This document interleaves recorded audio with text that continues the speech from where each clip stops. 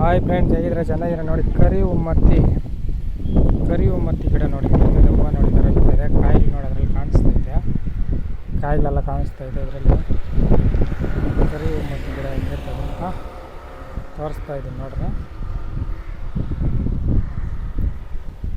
ಈ ಕಾಯಿಗಳು ಒಂದು ಲೀಟ್ರ್ ಎಣ್ಣೆ ತಗೊಂಡ್ರೆ ಒಂದು 20 ಕಾಯಿ ಕಿತ್ಕೊಬೇಕು.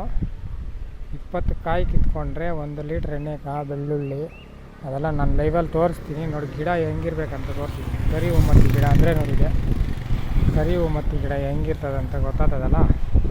ಕರಿ ಉಮ್ಮತ್ತಿ ನೋಡಿ, ಅದು ಹೂವು ನೋಡಂಗೈತೆ.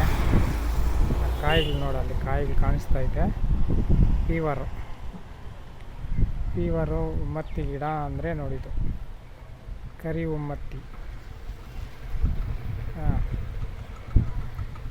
ಇದನ್ನ ಕಾಯಿಗಳು ನಾನು ಆಲ್ರೆಡಿ ತಗೊತೀನಿ.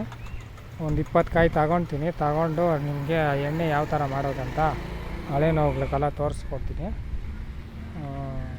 ನೀವು ನಮ್ಮ ಚಾನಲಿನ ಯಾರೆಲ್ಲ ಸಬ್ಸ್ಕ್ರೈಬ್ ಮಾಡಿಲ್ಲ, ಸಬ್ಸ್ಕ್ರೈಬ್ ನೋಡಿ ನಮ್ಮ ವಿಡಿಯೋಗಳು ನೋಡಿರಿ. ಹಳಬರು ಯಾರೇ ಆಗಿರಲಿ, ಹಳೆ ನೋವುಗಳು ತಿನ್ನೋರು ಎಲ್ಲರಿಗೂ ನಾನು ವಿಡಿಯೋನ ಇದು ಮಾಡಿ ತೋರಿಸ್ತೀನಿ. ದಯವಿಟ್ಟು ಹಾಸ್ಪಿಟ್ಲ್ಗಳಲ್ಲೆಲ್ಲ ಹೋಗಿ ಕಾಲು ನೋವುಗಳಿಗೆ ಯಾರು ಟ್ರೀಟ್ಮೆಂಟ್ ಕೊಡೋಲ್ಲ. ಈ ಹಾಸ್ಪಿಟ್ಲಲ್ಲಿ ಈ ಟ್ರೀಟ್ಮೆಂಟ್ ಮಾಡೋದಂದರೆ ತುಂಬ ಕಷ್ಟ.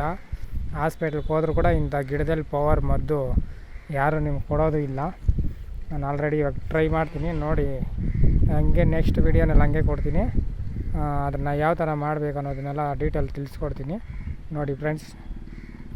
ಬಾಯ್.